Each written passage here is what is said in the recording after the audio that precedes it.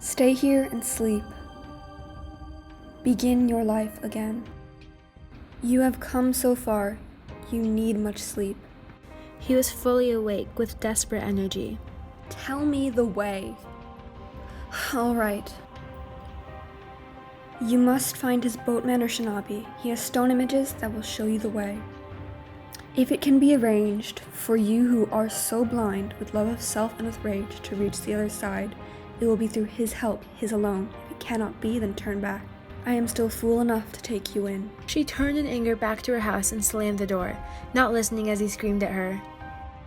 I am not blind with self-love, but with loss. He felt his head split with the pain of making himself heard by her, by all the world. It was as if his mind exploded into little pieces. He struck at everything in sight. He hurried with his axe drawn from his belt down to the shore to find this Ushinabi. Coming upon some stones that stood in his way, he smashed them into 1,000 pieces. Ushinabi, a lean old man with gray hair, browned by the brackish water of his river, laughed at the stranger's folly and even danced to mock the crazed man's act. You have destroyed all the sacred stones that might have taken you across. Gilgamesh sat on the ground, his head resting on his drawn-up knees, wondering how much fatigue a man could stand.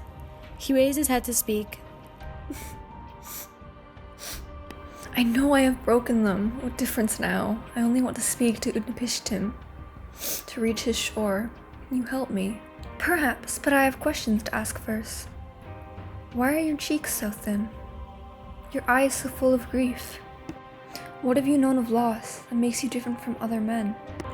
Don't ask me to retell my pain, He said. I only want to bring him back to life.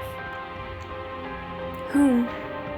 Asked Ushinabi, and he laughed at the presumption in this quest. He was my friend.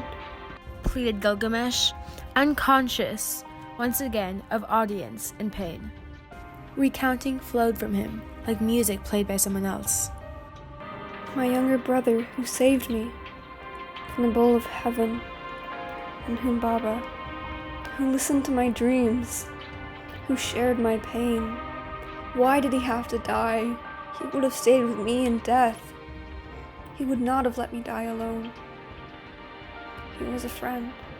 He stopped, realizing he had not come this far to hear himself recall the failure of his grief to save, but to find an end to his despair.